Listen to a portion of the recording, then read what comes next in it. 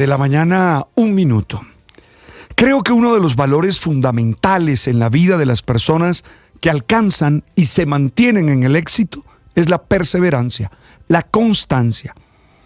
Estas hay que entenderla como ese esfuerzo continuo y necesario para lograr aquellos objetivos propuestos en el proyecto de vida de cada persona. En una sociedad influenciada por la rapidez de la tecnología, no es para nada extraño que los humanos hayamos generado la actitud de querer obtener rápidamente los objetivos y de abandonar los procesos que exigen sostenerse en el tiempo con compromiso y disciplina. Es por todo esto que me ha impactado la historia de la extradición desde Brasil de Jaime Saade, quien desde 1996 fue condenado por haber abusado y luego asesinado a Nancy Mestre, quien tenía 18 años en ese momento. Y hablo de constancia, de perseverancia, porque esto se logró gracias a la persistencia del padre de la víctima, Martín Mestre, quien durante muchos años estuvo tras la pista del asesino. Creo que saber sostener en el tiempo un esfuerzo es fundamental para vivir plenamente. Esto implica por lo menos 3 actitudes. La primera, motivación, que haya un motivo claro y concreto que jalone e impulse el proceso. Hay que saber qué es lo que queremos para podernos enfocar y poder lograr que nuestros esfuerzos den el resultado esperado. La segunda, disciplina, para no desfallecer ante las adversidades, ante los fracasos. Porque uno a veces tiende a decir, no lo logré, y se quita. Y la tercera, ser metódico para buscar con detalle, con lógica, las mejores rutinas y dinámicas en función de ese proyecto que se tiene. Hay que seguir pasos y sobre todo tenerlos claros para poder caminar con insistencia. Cuando sabes a dónde vas, caminas con más seguridad.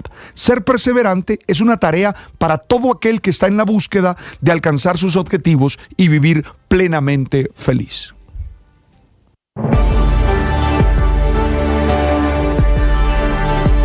Atención, hay una noticia urgente. Señoras y señores. Tendencia a nivel global. Bienvenida, mil gracias por estar con nosotros hoy aquí en Blue Radio. Usted enfermo por el fútbol y los compañeros de seminario en retiros. Rezando rosario y yo...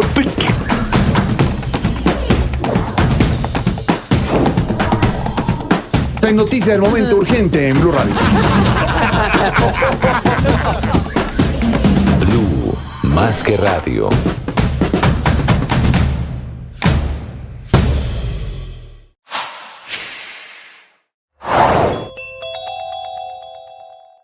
Hay un mega operativo de la policía en diferentes zonas de Bogotá, que comenzó en Ciudad Bolívar, en San Cristóbal, en Bosa, y llegó inclusive hasta el municipio de Soacha.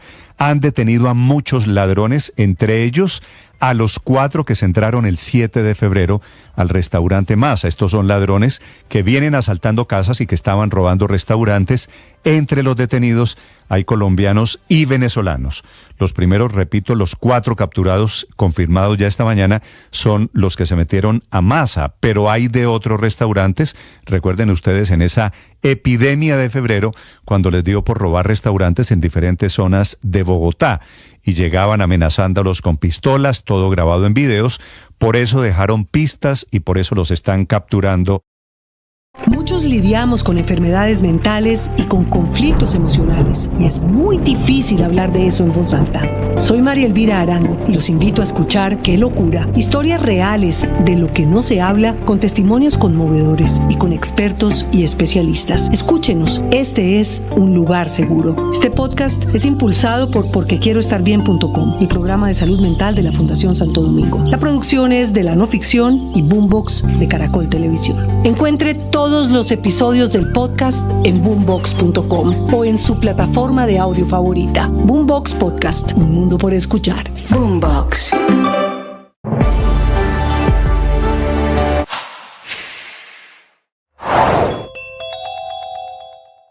Una noche de terror que se vivió nuevamente en el departamento del Cauca por ataques de disidentes de las FARC, los mismos que están en una negociación política con el gobierno nacional.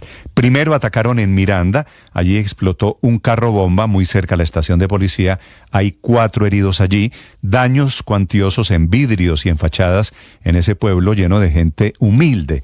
El segundo ataque es un hostigamiento en el municipio de Corinto, relativamente cerca, también contra la policía. Estos disidentes que siguen atacando sin ninguna consideración, como en la peor época de violencia en Colombia. Unas disidencias que, a propósito, están mostrando sus dientes y el poderío en todo el país. También en el Catatumbo reaparecieron ahora en un plan diferente, inaugurando, entregando un salón de clases en una pequeña vereda de un municipio que se llama Teorama.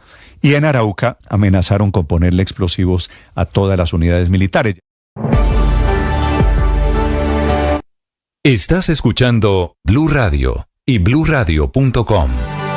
Escalada terrorista desde anoche en el departamento del Cauca con 2 hechos. El más grave ocurrió en Miranda con la explosión de un carro bomba contra la estación de policía.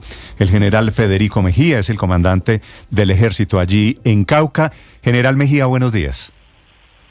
Buenos días, Néstor, un saludo muy especial para todos nuestros oyentes. General, desafortunadamente tengo que preguntarle por estas malas noticias, por estos hechos de terrorismo anoche. ¿Qué información tiene usted, general? Sí, pues esto se le atribuye a las estructuras de la Dagoberto Ramos, cabeza de Arias Cholinga, y varios de sus cabecillas de comisión, que es ante el desespero de lo que están realizando las tropas.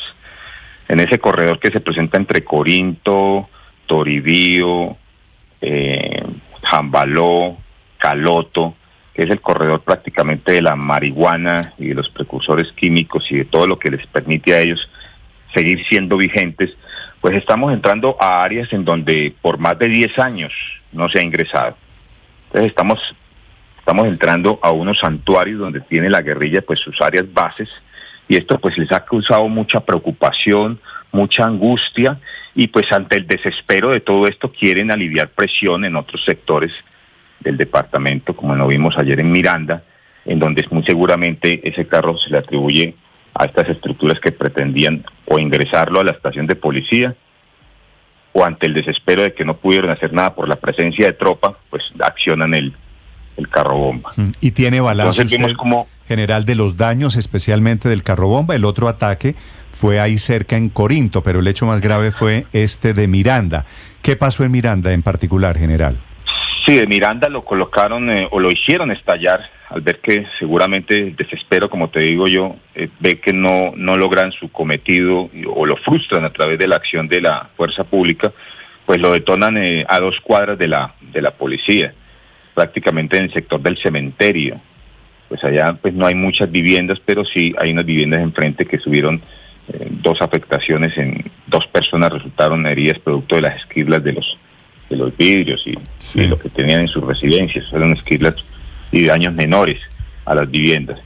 Las personas pues afortunadamente no sufrieron ningún tipo de lesión, nada que lamentar, y pues hasta ahora continuamos nosotros desarrollando operaciones, y muy seguramente en horas de la mañana tendremos más combates sobre unas áreas en las cuales estamos muy cercanas al sector de Toribío, en donde pues los bandidos, como tú sabes, reaccionan ante este tipo de situaciones, y los campamentos que estamos sitiando con fuego de artillería contra el oriente de Tacuelló, que también es otro de los santuarios en donde se encuentran estas estructuras del incendio. Sí, general, no solo volvimos a este terrorismo de todos los días, sino ahora también a los carros bomba.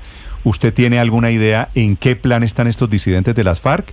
Porque por otro lado están hablando, metidos en el proceso de paz total con el gobierno Petro, con 2 caras.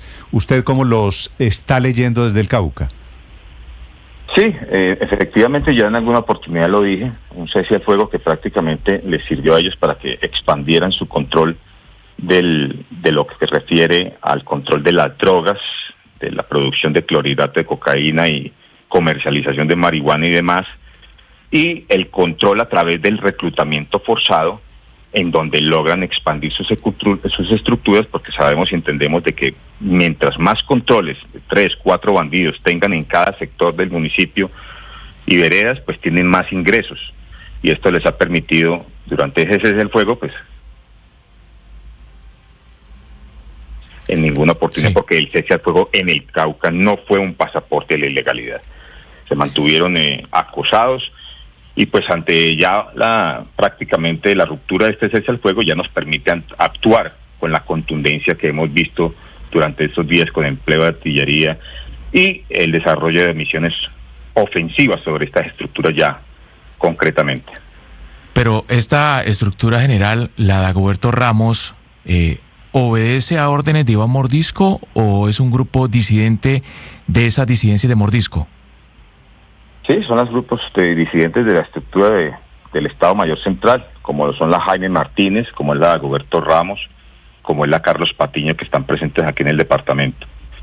Esas son las estructuras más beligerantes, las estructuras que hacen parte del Estado Mayor, estructuras que intentan negociar, pero que en medio de la negociación, como lo vemos, generan este tipo de actividades en torno al asedio y al acoso de la fuerza pública. General Mejía, ¿tienen ubicado ustedes en estos momentos dónde está Iván Mordisco? ¿Podría haber cruzado alguna frontera para salir del país? No, desconozco. Yo estoy bien concentrado aquí con las estructuras del Estado Mayor Central presentes, Carlos Patiño, Dagoberto Ramos y Jaime Martínez, y a ellos son los que estamos atacando y de manera permanente, pero desconozco la ubicación. Sí, general, ¿ustedes tienen información de inteligencia de una ruptura, de peleas internas en la disidencia de las FARC, en los frentes, como usted lo menciona, el Carlos Patiño, el Jaime Martínez del bloque Jacobo Arenas, producto del rompimiento del cese al fuego bilateral?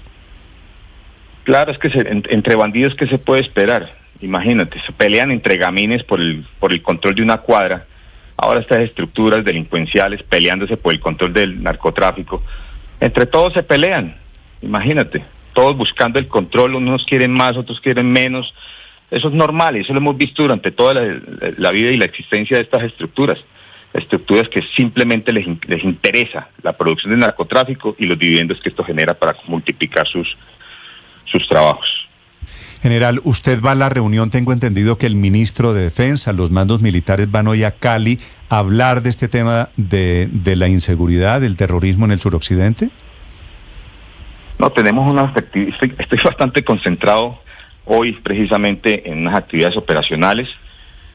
Ayer lo recibirán pues nuestros altos mandos, estarán con ellos exponiéndole la situación que se está viviendo en Cauca, Valle y Nariño, pero por ahora sí estamos, como te digo, concentrados en hacerles la vida imposible a estas estructuras. Sí, bueno, para su información, para información de los oyentes, va el ministro de Defensa, van mandos militares a una reunión con dirigentes gremiales en Cali que están muy preocupados por todo este tema de inseguridad. Y por lo que usted nos cuenta esta mañana, general Mejía, me da la impresión de que el tema tiende a crecer, siguen los combates, ¿no? Sí, los combates siguen porque pues efectivamente si yo me quedara quieto pues todo prácticamente sería color de rosa. El caso es que si ingresamos a sus áreas bases, si los correteamos por todas las montañas, si les mantenemos una ofensiva total a estas estructuras, pues todo esto genera enfrentamientos, confrontaciones, actos terroristas y demás. Y de eso sí, téngalo claro que no vamos a parar. Entiendo. Es el general Mejía, el comandante del ejército desde el departamento del Cauca, Juan Camilo, señor. Sí. General, usted ha dicho que se pelean prácticamente como gamines por la zona. ¿Usted le ha recomendado al presidente Petro, al ministro de la Defensa, que suspendan y levanten las negociaciones de manera definitiva? No soy yo quien recomienda eso. Mi tarea hoy, aquí como comandante del Comando Específico del Cauca, es atacar las economías ilegales y poner en cintura allá las estructuras criminales que se benefician de todo este poder que genera el narcotráfico. General, le deseo mucha suerte. Gracias por atendernos. Muchas gracias, un buen día para todos. A usted, el general Federico Mejía, a propósito de los atentados de anoche desde el Cauca. Estás escuchando Blue Radio.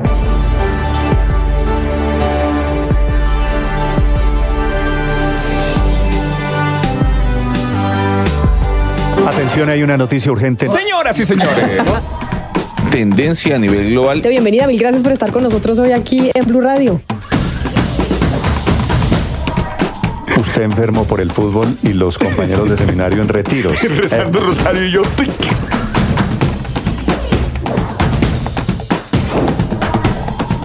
En noticia del momento urgente en Blue Radio. Blue, más que radio.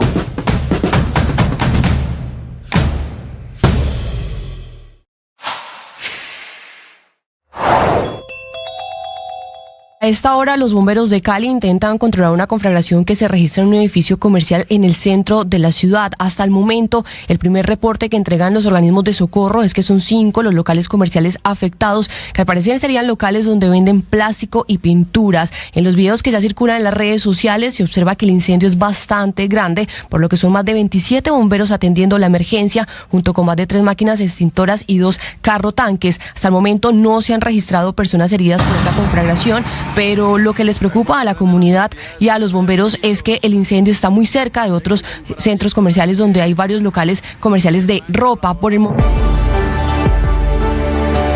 Mensaje del presidente Petro, Felipe, esta mañana. Esto es casi la pelea diaria, cazando pelea. Bueno, no cazando pelea, esta pelea es de un poquito antes, con el periódico El Colombiano, que trae esta mañana un editorial muy duro que se llama El libreto de Petro. Ya le voy a contar pues ese editorial predecible diciendo que el presidente Petro caza todos los días peleas, etcétera, etcétera. Y escribe el presidente Petro, Felipe, desde su cuenta en Twitter, lo siguiente: Antioquia vive una de sus peores sequías y su principal diario aún no sabe por qué es. Una de las principales, es que el editorial, Felipe, se mete con el tema de la minería, la frase esa del presidente Petro, de que para extraer petróleo no se necesita ni cerebro. Dice el presidente Petro: una de las principales riquezas de Antioquia es su agua, pero su principal diario, se refiere al Colombiano, como el avestruz, niega la crisis climática y sus causas. Se niega a saber por qué, bueno, debe querer decir por qué, separado y con tilde, presidente, se niega a saber por qué se secan sus aguas, la base de la riqueza regional. Esta es la respuesta del presidente Petro, Felipe, al editorial de hoy, que arranca diciendo que el presidente, Felipe, lo de todos los medios de comunicación básicamente, que el libreto del presidente Petro, que el libreto es cazar peleas, y se detiene particularmente en esta frase. Se pregunta el periódico: ¿qué pensarán los trabajadores que van a laborar todos los días en proyectos mineros y petroleros de manera honesta y a veces en condiciones climáticas y de orden público adversas, cuando el presidente Gustavo Petro les dice que para extraer petróleo no se necesita ni el cerebro? No, además la Asociación de Ingenieros del Petróleo se pronunció en las últimas horas precisamente sobre este desatino del presidente al decir que no necesita ni cerebro. Pero Felipe, por cuenta de la ideologización de los radicalismos del presidente Petro, decir que para extraer petróleo no se necesita nada. La frase textual es esa del presidente, de que no se necesita cerebro, pues por supuesto no solo es ofensiva, sino que no es cierto. Es decir, es una construcción irreal, porque la humanidad se ha demorado siglos para desarrollar dijo que solo se necesitaba un tubo para sacar petróleo, para sacar gas, no solo debajo de la tierra, sino en el mar. Usted sabe lo que significa, Héctor, esos yacimientos offshore, costa afuera, sacar petróleo. Eso es un milagro de la ciencia. Pero además ofende a geólogos, a geofísicos, a ingenieros de minas, a trabajadores de las minas de Antioquia y de Colombia, porque es que el colombiano haga este editorial diciendo que es una ofensa, además, que el presidente equipare y empate la producción de cocaína con la industria minero-energética, lo que hace además es ponerlos en el mismo nivel. Y tiene toda la razón el periódico El Colombiano, porque para Antioquia la tradición y la minería han generado no solamente mucho avance, muchos recursos para inversión social, para inversión en infraestructura, sino que además es mucha la gente que se prepara en las universidades antioqueñas para poder enfrentar los retos que además se necesitan para la transición energética. Eso es lo más contradictorio, que sin geofísicos, sin geólogos, no se puede hacer una transición energética honesta, seria y que efectivamente le dé una respuesta al país. Entonces ofende a toda una línea de la ciencia y de la ingeniería, y a muchos trabajadores honestos, diciéndoles que es lo mismo que producir cocaína, y en el trino además desvía completamente la discusión, porque lo que está diciendo en el fondo el editorial del Colombiano es: el presidente mete en una sola bolsa a muchos enemigos como estrategia populista de su discurso, en vez de reconocer que las razones y las actividades que debería estar haciendo, si su preocupación es ambiental y de crisis, pues esas son contradictorias y enumera una serie de cosas que el presidente no está haciendo.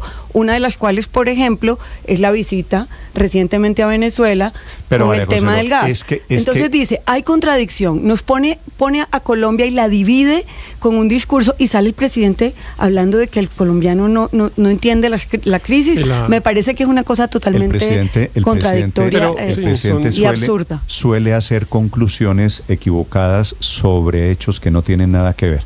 ¿Qué tiene que ver, por ejemplo, Héctor, usted que leyó el editorial del Colombiano, que el colombiano niega el cambio climático? Por supuesto, no. Nada que ver. Lo que dice es... No, claro, es que claramente... Es que la afirmación que hizo sobre que no se necesitaba ni cerebro, cabeza, no sé qué fue lo que dijo, para sacar petróleo, pues es una cosa, pues es un desatino. Y entonces, pues cuando lo replican por eso, pues cambia el tema. Entonces empieza a hablar sobre el impacto ambiental del tema de la explotación petrolera o minera. Y entonces es otra cosa, pero el desatino inicial sí es, yo creo, por el que debe responder, porque como lo ha dicho María Consuelo, pues ahí hay toda una larguísima historia. Bueno, si se trata de cerebro, entre otras cosas, la Facultad de Minas, Néstor, recuerde usted, la Facultad de Minas de la Universidad Nacional, que tiene sede en Medellín, es una de las facultades más prestigiosas casi que del mundo en esa materia. Es un referente, pues no solamente nacional, sino que está pues en esos rankings que publican. Creo que está en el top 20 o en el top 25 tal vez de las mejores universidades del mundo para estudiar ese tipo de cosas. ¿Usted se acuerda que un adjetivo más o menos parecido, Felipe, había utilizado el presidente Gustavo Petro sobre quienes veían televisión, que dijo que la televisión embrutecía? Embrutecía, sí. Entonces ahora el presidente le dice descerebrado.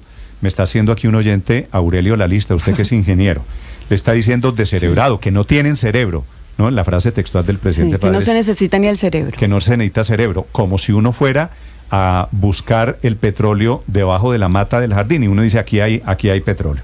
Los geólogos, los geofísicos, los ingenieros de minas, los ingenieros civiles, los ingenieros industriales, es decir, una cantidad de ramas muy grandes del conocimiento a quienes el presidente termina ofendiendo por el cuento de que si no está de acuerdo conmigo, usted hace un trabajo fácil. Yo podría decir, Felipe, para ser político, para ser presidente de la República, solo se necesita, pues no se necesita... La lengua. No, tener cuenta de Twitter, no se necesita hacer... Esa es una ofensa totalmente innecesaria del presidente para defender sus posturas. Es que esto es innecesario, decir el tema, Aurelio, de que no se necesita cerebro para sacar petróleo, pues obviamente termina siendo una atrocidad en una discusión intelectual. Pero bueno, es el presidente de la República. Si quiere lo oímos, Aurelio. Sí, hágale, volvamos a torturarnos con eso. Bueno, lo torturo para que los oyentes que no han tenido la oportunidad de ser torturados lo entiendan. Y así así se volvió el sistema económico colombiano, de productores y trabajadores, y cada vez más trabajadoras y productoras, de pronto a simples extractores. Para extraer prácticamente no se necesita ni el cerebro. Una palanca y un tubo, y otro tubo arrastra el petróleo y llega al barco y adiós. Nos entregan muchísimos dólares. Los yuppies dijeron, pues está más fácil, porque lo que llega es un chorro de dólares. Ya vamos en que los yuppies descerebrados... Se equivoca totalmente el presidente con ese tipo de afirmaciones, y creo que el colombiano se lo deja claro. Es un libreto, es una manera de proceder en el que cree que dividiendo, que poniéndonos a pelear sale bien. Por eso creo que el editorial del colombiano es claro, y lo que hace es enredar porque no le contesta a la idea central del editorial, sino lo que hace es seguir agrediendo. Ingeniero Aurelio. Ingenieros químicos, ingenieros de sistemas.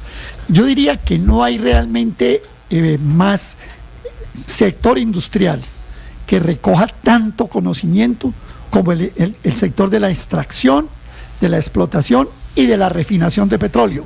Es que es tal el desconocimiento, Néstor, que le quiero decir lo siguiente: la mitad del petróleo o más hoy ya que se extrae en Colombia no se monta en el barco y se va, como dice Petro. Ese es otro error garrafal. Que eso es una palanca. Es que el presidente cree realmente, Aurelio, por cuenta de... Él tiene un combate con el tema del petróleo, de los hidrocarburos... de las minas. No, de acuerdo. Y de la minería también. A mí me parece que esa es una discusión válida en la cual el presidente puede tener unos puntos, Aurelio. Pero de ahí al tema de que no se necesita conocimiento, de que no se necesita cerebro, de que no se necesita cabeza, si yo estoy de pelea con los petroleros o con los mineros, en consecuencia, ellos son unos brutos yuppies facilistas. Esa es la clase de silogismos mal armados que arma el presidente Petro por cuenta de sus posturas, señor. Y yo meto el tubo y lo mando en un barco y se va. No, presidente Petro. Meto el tubo y lo mando a una refinería, que hoy en Colombia, por ejemplo, la de Reficar, es la más importante y avanzada instalación industrial del país. Se llama Reficar. Y hoy, gracias a esas refinerías, Colombia, el Ecopetrol específicamente, devenga más recursos por todo el proceso de transformación de ese petróleo que incluso por la exportación de crudo. Es una forma realmente caricaturesca y yo diría de desvirtuar para poder tratar de ganar una discusión. No es necesario hacer ese ridículo para ganar discusiones. Si usted quiere dar una discusión alrededor del daño de los hidrocarburos al medio ambiente, pues podemos darla y seguramente tiene razón en buena parte. Pero no se gana esa discusión en esa ridícula. No, la forma es fundamental. No, es que la forma es que el presidente podemos quedar discutiendo. Ernesto, es que fíjese claramente yo les doy la razón. No es que nos quedamos en las formas. Es que es el presidente Petro el que se queda en las formas y es el presidente de la República que no abre un debate de fondo. Entonces, pero mire, Néstor, un amigo mío dice que la forma es el fondo. Que no lo olvide. Las formas son de fondo. La forma termina siendo el fondo. Cuidado. Las formas muchas veces son de fondo y yo creo que uno de los grandes problemas de los sofistas en general, y el presidente es un sofista, es que no están buscando el argumento y la verdad, están buscando la persuasión.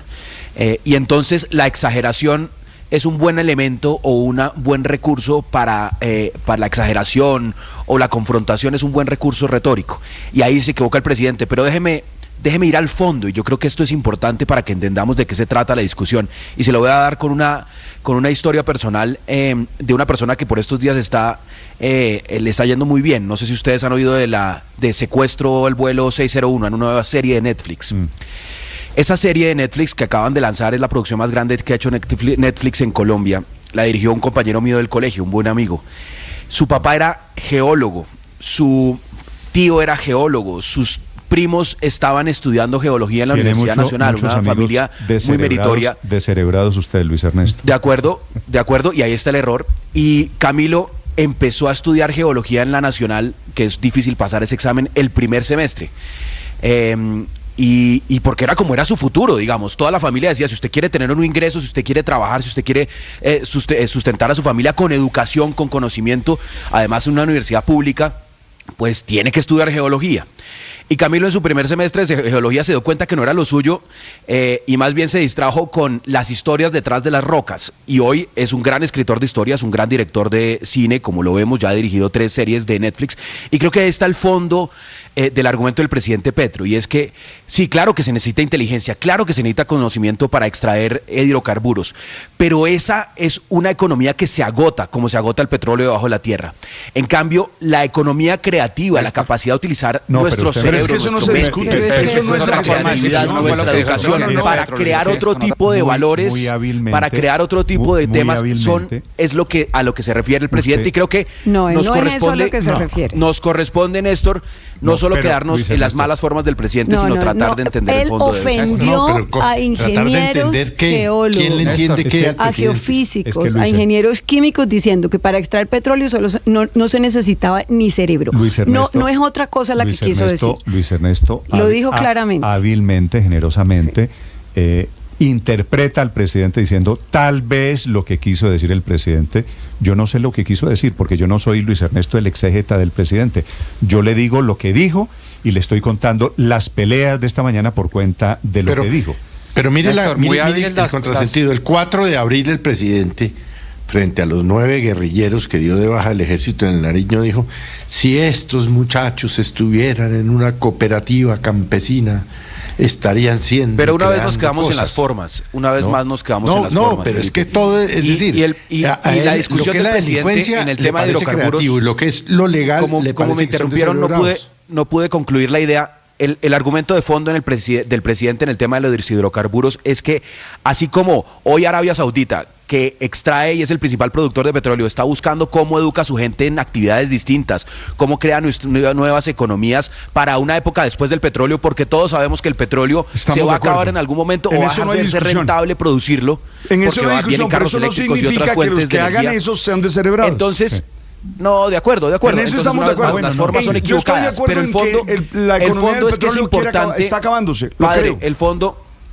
es que es importante que nuestros jóvenes, nuestras universidades, nuestro SENA, estén pensando y estén formando a jóvenes. De acuerdo. Ojalá nuestros jóvenes aprendan a crear valor con cosas distintas a la extracción de petróleo, a la extracción de minería, que son fuentes que se van a agotar. La transición energética requiere de geofísicos formados y de geólogos. Sin ellos no va a haber transición energética tampoco. Entonces no podemos pensar que esas profesiones y esas ramas del conocimiento se van a acabar en el mediano plazo, porque se requieren para hacer la transición energética. Eso lo que demuestra es mucha ignorancia del presidente en el fondo del tema de la transición energética. Ahora todos, y uno le puede poner muchos edulcorantes, Néstor, Daniel, la moda en la que nos metió el presidente es que se volvió lo más fácil ofender al petróleo y a la gente que tiene alguna clase de vinculación con el petróleo o con el carbón. Y a todos los enemigos de los influencers, pues. Ayer también contra las CPS. El presidente Petro escribe este trino de esta mañana sobre el colombiano desde un celular que adivine de qué está hecho, padre. Pues de minerales. Para que vea. Minerales derivados del petróleo. Exactamente. Y adivine la casa en la que usted vive de qué está hecha y la calle por y adivine la que usted quién nos está salvando del apagón. Néstor, adivine quién nos está salvando del apagón en este momento. El sector de los hidrocarburos. Mire, la generación con carbón ha crecido, solo en marzo creció su participación en la generación un 9%. Del gas importado, un 60%. ¿Usted sabe la tecnología que hay detrás de la importación de gas? ¿Cómo almacena? ¿Cómo agarra usted gas, lo mete en un barco, lo comprime, lo transporta y luego lo descomprime para meterlo, inyectarlo en una red nacional? Eso es impresionante. La participación de combustibles líquidos ha crecido un 450% en la generación de energía. Si no fuera por todas estas personas, hoy estaríamos apagados. Y a mí sí me gustaría saber de pronto qué piensan los integrantes del sindicato del abuso tras esta declaración del presidente Petro. Néstor, y uno le puede poner todos los edulcorantes que quiera a las palabras. Los que están vinculados, descerebrados. Descerebrados, los del abuso, sí. Petro. Señor Daniel. No. Néstor, uno le puede poner todos los edulcorantes que quiera a las palabras que dijo el presidente Petro, pero lo que dijo fue un insulto a geotecnistas, a geólogos. Ahí cae mi papá, que ya no está, que era geotecnista, ingeniero de suelos, no dedicado al sector petróleo, pero me consta lo altamente técnico que es esa profesión de ingeniero civil, de geotecnista, de geólogo, porque lo vi trabajarla toda la vida y es un insulto claramente. Y no solo se limita a la gente que trabaja en el sector petróleo, sino ayer en un lapsus, en sus palabras que tuvo, dijo que los CPS y que eso parecía el nombre de un grupo guerrillero. Hágame el favor, el insulto al personal que trabaja en la CPS. Sí, yo creo. Decirles que eso parece el nombre de un grupo guerrillero. Esas palabras sobran y son un insulto. Puede haber sido un lapsus, Néstor. Sí, yo creo hagamos un gran escándalo de esto, pero es innecesario que el presidente gradúe de criminales, de terroristas, de paramilitares, de corruptos, ese yo creo que a todo el que se opone a su ese es el fondo del asunto, que he leído trinos a quien se atreve a discrepar, pues termina insultando. 7:34, señor. He leído trinos de dirigentes del abuso. Voy a darle nombre propio: David Gómez, del Comité Ejecutivo Central del Abuso, refutando a Petro con el tema de los descerebrados. Pero ahora que estamos hablando de películas y de interpretaciones y de Netflix, ¿sabe de qué me acordé? Señor. ¿Se acuerda de una película llamada Forrest Gump? Sí. Sí. Entonces Forrest Gump abría la boca y todo el mundo decía, ¿qué quiso decir? ¿Cómo lo interpretamos? Entonces, Forrest Gump sacaba una cosa y salía la carita feliz. No, nos va a tocar como Forrest Gump, ver en cada interpretación, en cada palabra, qué quiso decir y cómo hacerlo. Les recomiendo para este fin de semana Forrest Gump. Además tiene una música buenísima. La música de Forrest Gump es buenísima. Peliculaza. Esa película es maravillosa. Forrest Gump. Eso es Tom Hanks, ¿se acuerda Sally Field? Sí, señor. Eso es una de las grandes películas años 90 en la historia del cine. Le abono la creatividad, la comparación con Forrest Gump. Gracias, Aurelio. 735, el doctor Flover Rodríguez es el director de la Asociación de Geólogos y Geofísicos en Colombia. Ingeniero Rodríguez, buenos días. Néstor, muy buen día. Un cordial saludo a toda la mesa de trabajo y a todos los oyentes. Ingeniero, quisiera preguntarle, ¿es cierto que para sacar petróleo no se necesita ni el cerebro, como dice el señor presidente? No es cierto, Néstor. Necesitamos de profesiones y profesionales, al final de cuentas, personas detrás de las actividades que se realizan en la industria, sea a nivel de exploración, sea a nivel de producción de hidrocarburos, de minerales estratégicos, entre otros. Profesionales altamente formados y capacitados en las mejores universidades públicas y privadas de Colombia y del mundo, porque nuestros profesionales tienen una característica muy interesante y es que han venido formándose en programas de maestría y de doctorado que los hace altamente especializados para desempeñar estas labores tan fundamentales en la industria mineroenergética. Ustedes tienen mapeado, doctor Rodríguez, fuera de los de su organización, geólogos, geofísicos, ingenieros, ¿cuántas profesiones están vinculadas al mundo del petróleo o de los hidrocarburos o del carbón o del gas? Néstor, además de múltiples profesiones, entre las que usted menciona, agregaría a todos los ingenieros que hacen parte de la cadena, petróleos, mecánicos, civiles, ambientales, geólogos, geofísicos, pero además de ellos, recordemos que la industria también se apoya en mano de obra no calificada, pero el hecho de que no sea calificada no quiere decir que sea mala. Es una mano de obra también altamente especializada, que particularmente se ha formado, digamos, con la experiencia que han venido ganando en las diferentes operaciones del sector minero energético. Entonces, digamos que el llamado de atención es hacia no olvidarnos en ningún momento que detrás del sector minero energético estamos las personas trabajando con mucha honestidad, incluso en muchos casos con mucho sacrificio, para sacar adelante este sector que es fundamental para el desarrollo sostenible del país. De eso le quería preguntar, porque la frase siguiente del presidente, después de decir que no se necesita, que es una palanca y no se necesita cerebro, el presidente Petro dice que llega del petróleo y del carbón y de la cocaína un chorro de dólares. De esa comparación que hace el presidente de unos productos legales que a él puede que no le gusten, el carbón y el petróleo, con la cocaína, que es ilegal, ¿a ustedes cómo les dio? Es decir, porque ustedes motivan el comunicado, doctor Rodríguez, en ambos temas, ¿no? Por supuesto, Néstor. Digamos que ante esas comparaciones que nunca debieron ocurrir, pues de nuestra parte hay total rechazo. No puede en ningún sentido compararse una actividad legal con otra ilegal. Además, una actividad ilegal que ha hecho tanto daño y ha dejado tanto dolor en la sociedad colombiana, versus una actividad que, a pesar de que ha venido evolucionando en el tiempo, como es el sector minero energético, ha venido aprendiendo, mejorando, fortaleciéndose. Además de todo eso, ha venido también aportándole al desarrollo del país, no solo en contratación, no solo en inversión, no solo en regalías. El sector minero energético aporta al país en crecimiento poblacional, en crecimiento económico, en desarrollo profesional, en desarrollo de las regiones, al final de cuentas, porque la relación del sector con los territorios es directa y es intrínseca. Entonces, definitivamente no debió compararse en ningún momento. Yo he preferido pensar que el presidente no conoce, no tiene, en cuenta cómo se realizan las actividades en la industria de hidrocarburos, en la industria minera, y por eso tuvo ese lapsus para comparar actividades. Seguramente, como no conocemos la mayoría de los colombianos esta actividad, ¿cómo se saca un barril de petróleo? ¿Es así de sencillo, como lo dice el presidente, bajando una palanca y con un tubo? ¿O qué nivel de especialidad, qué personas, qué profesiones participan sacando un barril de petróleo?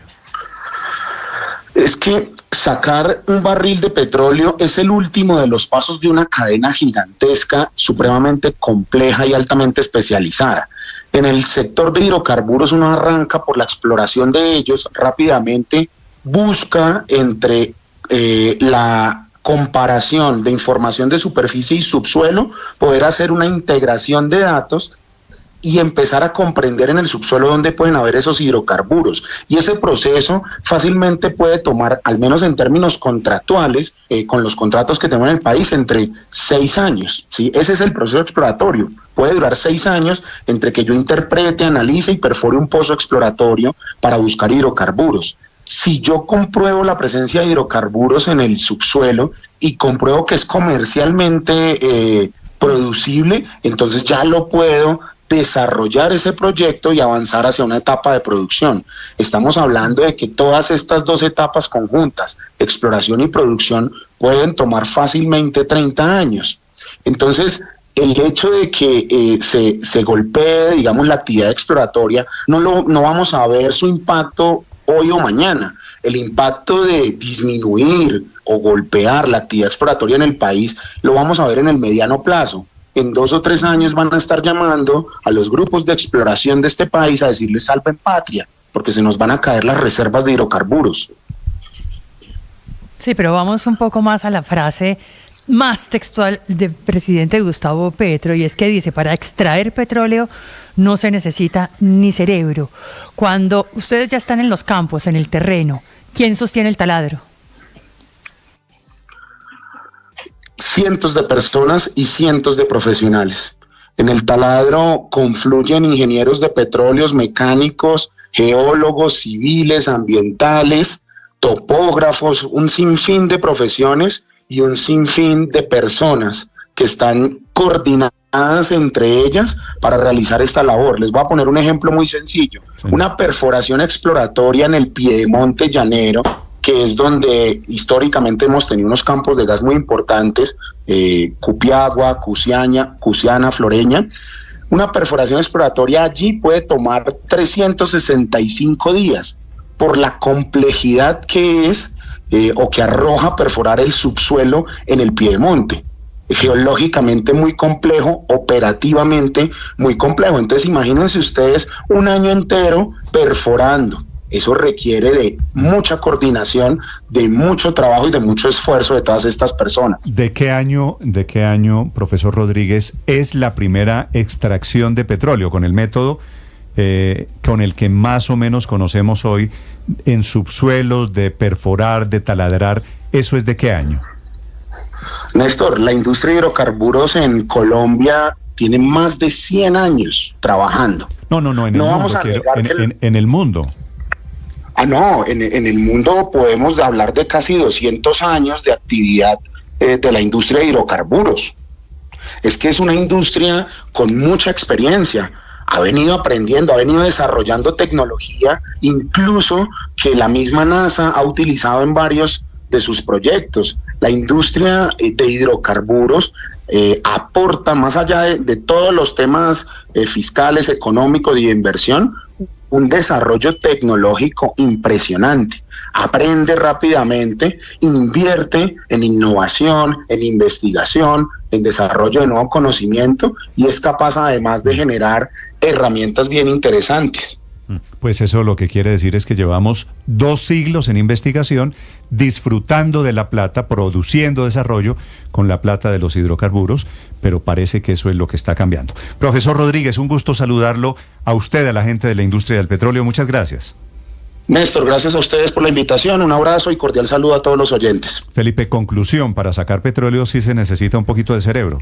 más que un poquito de cerebro, fíjese que lo que acabamos de oír es no solo que se necesita cerebro, sino se necesita estudio y ser profesionales. Otro desatino del presidente Petro, Néstor. Bueno, pero eso vamos de todos los días, eso es uno igual. Sí. Pero como usted decía, además, innecesario. La verdad es que uno no ve qué le aporta esto al presidente soltar una frase de esa naturaleza que evidentemente va a molestar o a ofender a alguien. ¿Qué le aporta? Gana personas que lo apoyan en sus tesis sobre el tema del efecto ambiental del sector petrolero. Pues yo no creo que nadie después de oír esa frase diga, bueno, sí, no, realmente el presidente Petro tiene razón. Es que yo no sé por qué la gente utiliza esas formas que en realidad no le suman nada, le restan en cambio. Claro, que ahí es un poco la tesis del colombiano de que ese es el método del gobernar el presidente, pero yo no entiendo cuál puede ser la lógica y el razón. El presidente tiene un método, lo que no entendemos todavía es la estrategia. Que es provocar para generar conversación. El método es provocar para generar conversación. Y lamentablemente hoy la conversación está... Y para quedar como hoy la conversación está sobre una clara ofensa a los geólogos, de quienes debemos estar orgullosos, pero no estamos hablando de lo más importante, y es que estamos en racionamiento. Desde hace 40 años no tiene racionamiento Bogotá, estamos en la peor sequía de los últimos tiempos. ¿Por qué? Por el cambio climático. Entonces, estamos cayendo en la gran equivocación todos, de olvidar que finalmente el fondo de esta discusión, no la forma de la que hemos estado hablando todo este tiempo, el fondo de la discusión es que realmente necesitamos no solo que Colombia, sino que el mundo entero transite a otro tipo de economías. Perdón, el fenómeno del Niño no obedece al cambio climático. A mí sí me parece que es importante hacer esa precisión. El fenómeno del niño existe desde hace mucho tiempo por las condiciones ambientales del planeta. Ahora que el cambio climático, o mejor digan, para decirlo de manera más precisa, la crisis climática sea un agravante del fenómeno del Niño es otra cosa, pero toda la corriente caliente que viene de las aguas del sur y que termina generando... Aurelio, me refería exactamente a eso, a que se agrava el fenómeno. No lo dijiste exactamente así. Dijiste que la sequía era por el cambio climático y no es por el cambio climático. El fenómeno del Niño de por sí las genera y las ha generado siempre. Que el cambio climático las agrave es otra cosa. Esa precisión suya es buena porque aquí se suele confundir un efecto natural que es el fenómeno del Niño, ¿cierto?, con un tema provocado también por la mano del hombre. Entonces metemos todo, como las críticas del presidente Petro, en el mismo costal. Pero no es natural que sea tan severo, Néstor. Si fuera natural, el año pasado hubiéramos tenido racionamiento y el anterior también, y el anterior también. Hace 40 años no hay racionamiento, entonces por favor no caigamos en el negacionismo. Claro que el fenómeno del niño y el de la niña son fenómenos comunes. Pero Ernesto, a mí no me eche el cuento, me da pena decírselo con todo el respeto, no me eche el cuento de que discrepar en algo de las cosas absolutistas que dice usted o que dice el presidente Petro es el negacionismo, porque eso es lo que pasa en estos debates. Si usted se atreve a discrepar de mí, si te atreves a cuestionarme, es que eres negacionista. Siguiente paso, Felipe, entonces uno está con los absurdos negacionistas. No estoy diciendo, no estoy negando lo del cambio climático, para que se me entienda. Y no hablemos, ha habido tampoco fenómenos del Niño desde hace rato, y este es un fenómeno del Niño particularmente agravado, y ese agravamiento tiene diferentes causas. Y no me saque de la ecuación no haber empezado a desarrollar el proyecto Chingaza 2, que Diego Bravo, siendo gerente del acueducto Bogotá en la administración Petro, canceló definitivamente. Métame esa también en la ecuación, porque el problema del agua no solamente es de la oferta natural, el problema del agua también tiene que ver con la oferta de infraestructura que permita manejar estas situaciones de estrés. Y agreguemos una cosa más, Néstor, en un recuento histórico que hay en Colombia, mire, desde hace décadas, agravado con la crisis climática, centenares de municipios de Colombia, la verdad es que ahora nos duele porque es Bogotá, pero centenares de municipios de Colombia sufren estos problemas de racionamiento de agua en periodos de picos climáticos como este. Es decir, este es un fenómeno natural de estos países tropicales ubicados en esta zona del Pacífico Oriental tropical, que se dan y que se agravan con la crisis climática. Que de ahí a negar que haya calentamiento y que hay efectos de gases invernadero, y claro que la industrialización ha provocado ese agravamiento. Por supuesto, hay un trecho largo. Sí, pero 7:49 minutos, los acompañamos. El presidente desde sabe Blue Radio. exactamente qué es lo que está haciendo. Esto de nosotros de decir, por ejemplo, como decía Héctor, pero ¿para qué lo hace? ¿Qué gana? Pues gana exactamente lo que le está diciendo el periódico El Colombiano. Petro intenta despertar las emociones que cualquier ser humano lleva adentro, en este caso las negativas, porque sabe que en política las emociones y no necesariamente las razones son las que suman. Así es, son solamente dos cosas que mueven a la gente en política, se supone, pues eso dicen los grandes expertos en todos estos, que son esperanza y miedo, y ahí que está moviendo precisamente el miedo, y lo usa divinamente por lo demás, ¿no? Porque pero no sé cómo esa emoción, digamos, de irse contra las personas que están en ese sector, pues puede sumar, ¿no? Yo entiendo el tema de las emociones y lo he estudiado. Hay un libro extraordinario que se llama Las emociones tristes, del profesor Mauricio García Villegas, que lo recomiendo siempre, pero no entiendo no es simplemente digamos, mover o generar una emoción, porque eso no necesariamente suma. Pero bueno, yo aquí en este caso además sí creo, me parece que el llamado de Luis Ernesto es razonable. Es que estas discusiones, y esas las hemos tenido en otras oportunidades, pues generan, que dejan como en el ambiente la idea de que nos parece que el tema del cambio climático es menos importante y menos grave de lo que es, que no tenemos que hacer todo lo que tenemos que hacer. Pero digo yo, puede ser que no sea esa la intención, pero a veces queda eso en el ambiente, que es como, nada, tenemos que seguir usando combustibles fósiles, eso no nos producen sino riquezas, la gente que los produce son gente extraordinaria, etcétera, etcétera. Héctor, y lo que usted quiere entender, puedo repetirle una y otra vez, que esto no se trata del negacionismo. No he oído a nadie, alguien en esta mesa, padre, ¿es negacionista del cambio climático? Creo que no. María Consuelo, ¿usted es negacionista del cambio climático? Felipe, ¿usted es negacionista del cambio climático? Pero sabe que yo estoy tratando de entender un poco el tema de que todos esos geólogos, ingenieros y todos no tienen cerebro. Seguramente por eso fue que nombró una filósofa en el Ministerio de Minas. Bueno, puede. Porque ella sí tiene cerebro. Tómeme, Néstor, como un oyente promedio. Y a ese oyente promedio, a algunos de estos oyentes promedios, nos suena que este tema de estar confrontando al presidente Petro en estas discusiones le quita la importancia y la gravedad que este tema tiene. Entonces, ustedes no son negacionistas, pero a veces parecen. No, Héctor, no lo simplifique así. Sí, porque lo que estamos diciendo es que el presidente, con argumentos que demuestran mucha ignorancia sobre ciertos oficios, quiere dividir al país y ofende a un grupo de personas que trabajan honestamente sin necesidad. Hasta ahí estamos totalmente de acuerdo. Hasta ahí hemos estado totalmente de acuerdo. Eso sin necesidad. No hay necesidad de ofender a otros para defender las ideas propias. El presidente Héctor dice cosas tan inteligentes que solamente gente tan inteligente como usted lo puede entender. Debe ser eso también, ¿no? Néstor, pero hay una cosa que quiero decir. El principal enemigo de que se tome con seriedad el problema de la crisis climática, que es la forma mejor como se debe decir, Héctor, ¿no? Ni siquiera es cambio climático, es crisis climática, e incluso algunos dicen crisis global, porque abarca otros campos de la actividad humana. Entonces, el peor enemigo que hoy tiene Colombia para que esto se pueda difundir como necesitamos que difunda es el mismo Petro, porque siembra ideas equivocadas, da señales erradas, agrede cuando trata de explicar, porque él es el peor, él es el que peor señales da, claro, estoy y nosotros, de acuerdo, yo llevo 20 minutos criticándolo, Aurelio, pero también me parece que nos hace saltar frases como, no, este tema del racionamiento de agua nada tiene que ver con la crisis climática, por favor, pues es una cosa que está totalmente contraevidente. Evidentemente estos temas del niño y de la niña se han dado siempre, pero la situación, digamos, que tenemos que sufrir en los tiempos contemporáneos, evidentemente está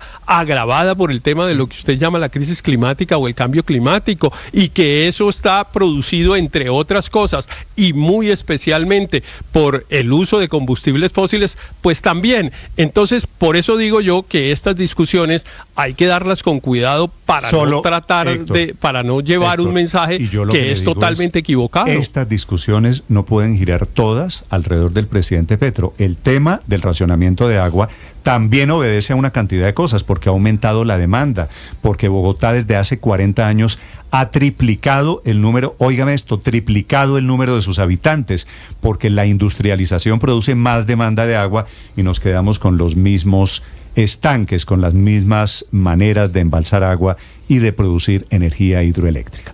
Son las 7 de la mañana, 54 minutos. Un gusto saludarlos. Para quienes llegan a esta hora, estamos en Blue Radio con las noticias de Colombia y el mundo. En Bogotá, a propósito, en segundos la gerente del acueducto y en segundos el nuevo rector de la Universidad Nacional. Estás escuchando Blue Radio.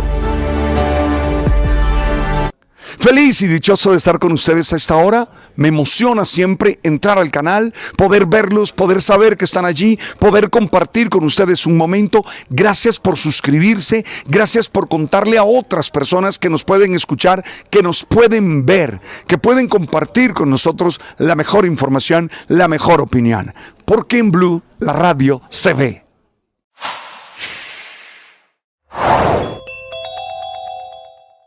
Terrorismo, amor y traición.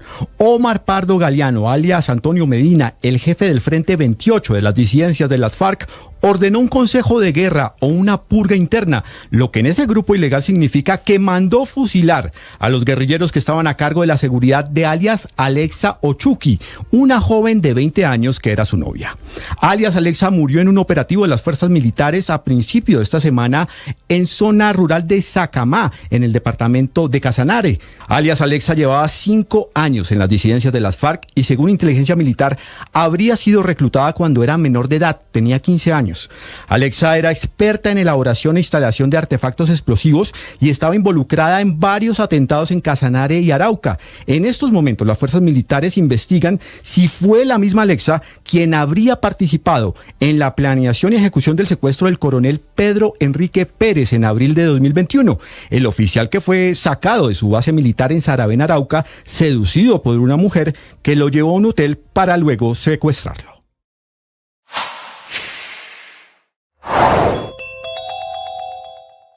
Planes de Ecopetrol en gas y medidas para mitigar riesgos de apagón eléctrico. Una brecha que el gobierno quiere suplir, de un lado reactivando los 220 kilómetros del gasoducto binacional con Venezuela, que en Colombia llega hasta Ballenas en La Guajira y cuya importación podría ser hasta 4 veces más barata que traerla desde el Caribe y el Golfo.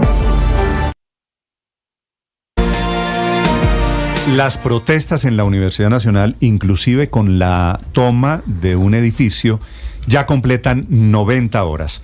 El nuevo rector de la Universidad Nacional, su nombramiento, su elección, es la que desata toda esta cadena de protestas.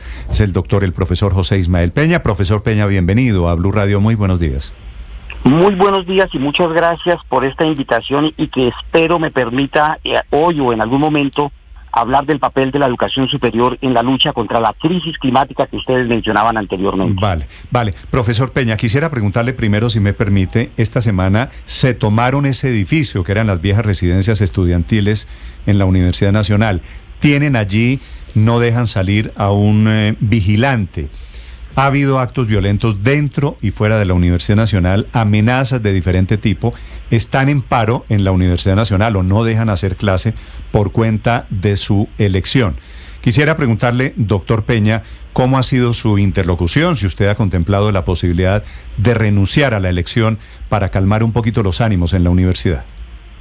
Yo fui designado rector por el Consejo Superior Universitario y tengo la obligación de enfrentar los problemas, los retos que tiene la Universidad Nacional de Colombia en este momento, y por ningún momento he pensado, por supuesto, en renunciar, no. Mi compromiso completo con la institución es trabajar muy fuerte para construir puentes en la diferencia y poder mejorar la Universidad Nacional que necesita el país.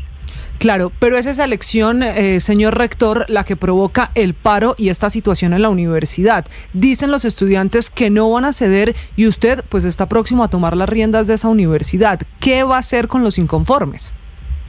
Conversar con ellos, abrir mesas de diálogo, trabajar buscando qué cosas manifiestan inconformidad.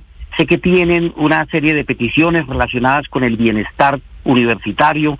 Sé que tienen peticiones o necesidades con respecto a la disponibilidad de cupos en las asignaturas, y todos esos elementos tenemos que trabajar con ellos para poderlos solucionar. Señor rector, ¿por qué no lo quiere esa facción de estudiantes de la Universidad Nacional? ¿Por qué están en contra de que usted sea el nuevo rector de la Nacional?